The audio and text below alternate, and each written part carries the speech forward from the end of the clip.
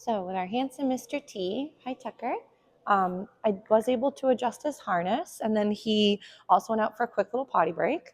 So, and I got the other two beauties situated because they were being a little sad that they could actually see the flirt pole. So they were a little bit bummed out. They weren't able to come join the party for when we were doing the flirt pole play with Mr. T over here. So right now, this is what's called a slow feed bowl. Not sure if you guys have one or have seen one. Slow feed bowls can be another great way to extend your meal time.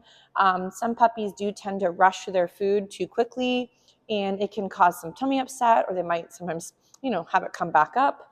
So the benefit of a slow feed bowl is it's a great way to add a little bit of enrichment, slow down your puppy, and you can also sometimes stuff items in there and then freeze it.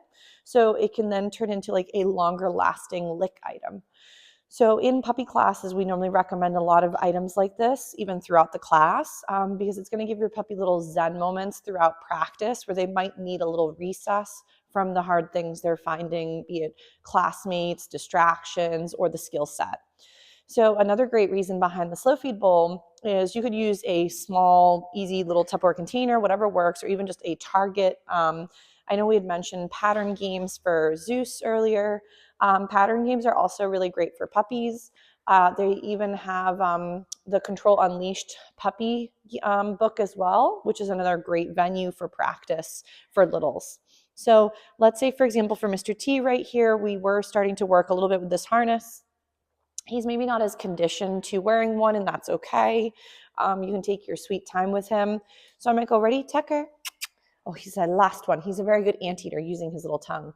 So I might show him the harness with my little snacks. Ready? He's like, oh, I missed a crumb. I'm going to go right to his little sniffer, see if I can get his attention. Ready? Good job. And then right to his little nose, put it over his little head. Then what I like to do is sometimes toss the food in the slow feed bowl. This can be another great way, excuse me, if you don't choke on your saliva as well. And now as your puppy is enjoying his food, you can then go ahead and buckle the handsome guy up. And then it's not as stressful where he's trying to mouth you or the gear as you're putting something on for him.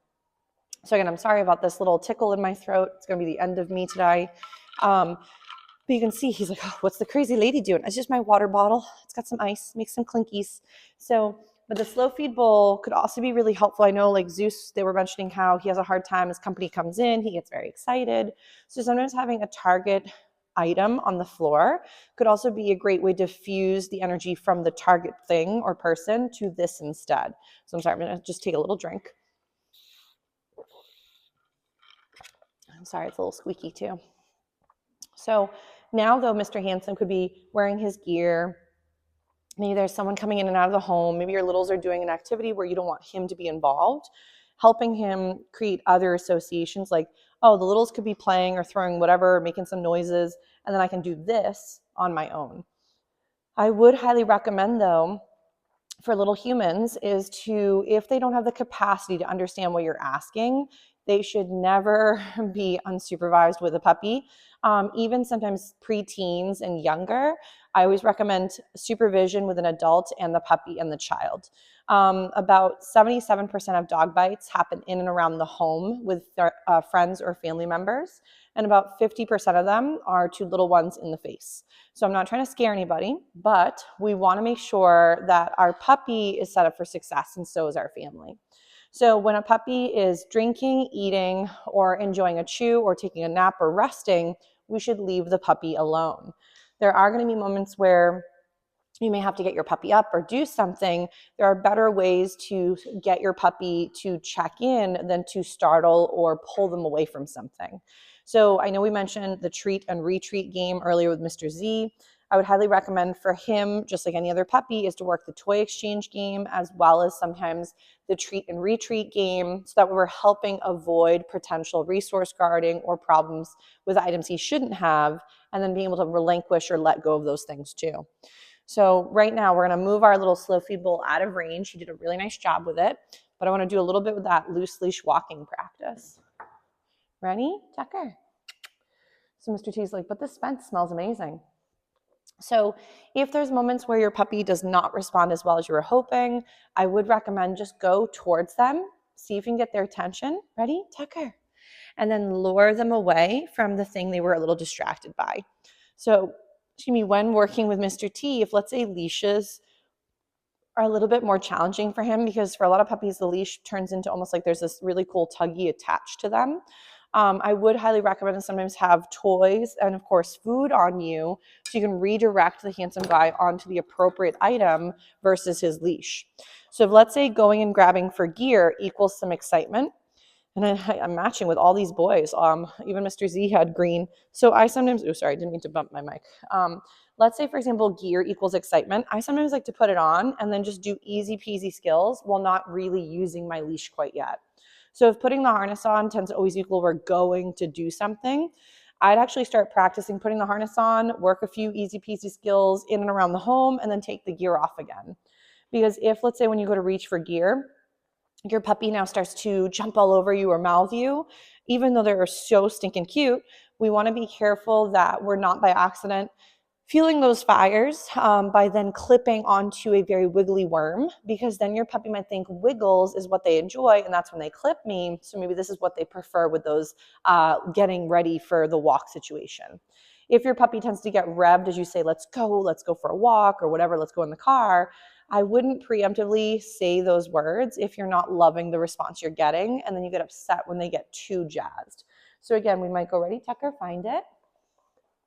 And then like, let's say as Mr. T is doing a great job, feeling much more comfortable, I've got gear, he's been wearing his harness, and none of it is equaled woohoo or lose my marbles, which is exciting. Ready? We'll do another little find it. So if you want your beauties to sometimes sit for you when you go to leash them, that's a perfectly fine skill to have. But I would recommend, nice job, sir, that if your puppy was ever struggling and having a hard time being stationary, practice a little bit with movement. And then as they get softer, then go and get that behavior you were hoping to get.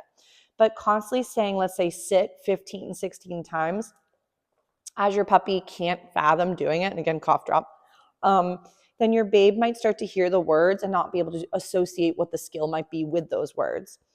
It could also start to equal some frustration on our end too, where we're constantly saying things, but it's not really happening. So let's say reaching for gear with him is too exciting. I might go and practice and then yes to feed. So I'm not even reaching and attaching. I'm just getting him comfortable that when leashes move towards you, he's like, I don't care, which is great. Some puppies, you go to reach, they try to grab for your arms, they try to reach for the gear. Right now, he could also be a little tired, which is perfectly fine. So we might get that little sit from him. Gorgeous. I'm going to give him a little tidbit for that. I'm going to try and reach, put gear. Nice. So right now we're just doing this lovely reaching. Ready, Tucker? So I'm going to feed him for that name recognition. We're going to reach. Oh, smart name. What a good job, and feed for that. So let's say I'm going to reach. I'm going to feed him. And then I'm going to go ahead and clip it to this handsome guy. So notice how puppies typically tend to find their world through their mouths. What I would just try and do is don't say like drop it, or give, or like no. Your best bet is to just redirect to the better skill. So because a lot of times, as you can tell, I do plenty of spewage where I'm talking, but it doesn't always mean much to him. So remember that typically I recommend think of what I'd prefer versus saying no to something you don't like. So that way, a lot of puppies, again, very little exchange student who doesn't know what you want out of him verbally, physically, or again, behaviorally. So right now, if you want to have your puppy on the left or the right, whichever one feels good, I like to typically, whichever side the puppy's going to be on, is I like to have my food be on that side. Nice. He's like walking as hard. I'm trying to make sure my mic is not like right under my chin. Nice. So let's say your puppy doesn't quite know how to rock loose leash walking. Don't worry. I would highly recommend to practice this in your home, like inside and a little bit outside. So let's say he prefers the right side. I frankly don't care, whichever side seems good. And I'm just going to go ahead and feed Mr. T for being nicely by my leg. Nice. If he were to pull and go ahead of me, I'm not going to yank back. I might do my kissy noise, which is my little positive interrupter, and then regain his attention and feed him for being by my leg. Nice. I'm just going to fix his beautiful ear. There we go. So right now, if you see, so notice how my hand low, he's trying to go and grab for the hand. Oh, good job. Is I'm so sorry, is think about your hand as sort of like the gas pedal. The lower it gets, and you might need a little drink, but I'll give him a little breather. The lower that your hand gets, and we can do this even without the leash, so don't worry. Excuse me. But the lower your hand gets, the faster he moves towards the food. So I'd almost recommend, like when he hones in on the hand, you might keep it low for a moment and then raise it up and then take a few steps and then feed. And that I find can be really helpful to prevent him from mouthing your hands. So sorry. He says, later, you gonna make it?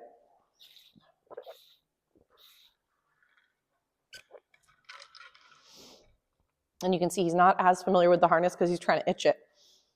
He says, I like being a naked man better. So for loose leash walking, and you'll have to excuse my darn tickles.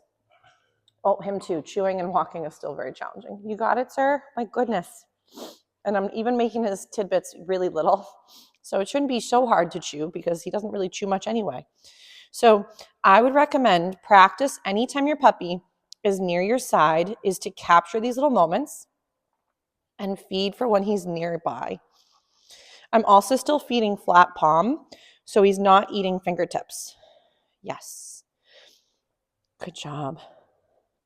So if it's easier without gear, start there and just meander around your home.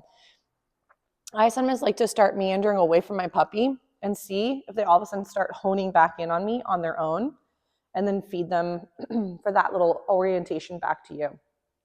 He's hoping that any little crumb on the floor could be delicious. He says, I also feel awkward with my new equipment. So if he's not as familiar with the harness, I would just have him wear it for a few moments at a time and then give him a breather. You did a very good job finding your food, sir. So another fun one is to allow him to go get distracted and then start moving a little bit. And when he comes into your space again, yes, feed him for that. And then you could send him away with another little crumb and then let him meander and then see if he can come back into your space again. He's like, darn this harness. He's like, just make it go away. So but this is where, again, if he's not as used to the gear, I'd recommend little bits. Nice job. And then give him a little recess from it so he doesn't have to wear it the whole time. So if, let's say, putting gear on and off is hard for him. Ready, Tucker? Ready? We'll do another little find it right here. I'm going to then be able to unclip this gorgeous guy's harness. And then I can comfortably take it off over his cute little head. And then that way he's not eating the harness or my hands as I'm trying to take it on and off. There we go. We'll give him a little break from that. And that harness is fine for now. It is a nice Y-shaped harness. But like what I mentioned, it's not as adjustable as some other brands. So definitely feel free to take a peek-see over some of the resources. I believe I sent them all again. I know some folks have already seen it because this is not their first rodeo. Other students have taken either other classes or they've done previous rounds of the doggy day school.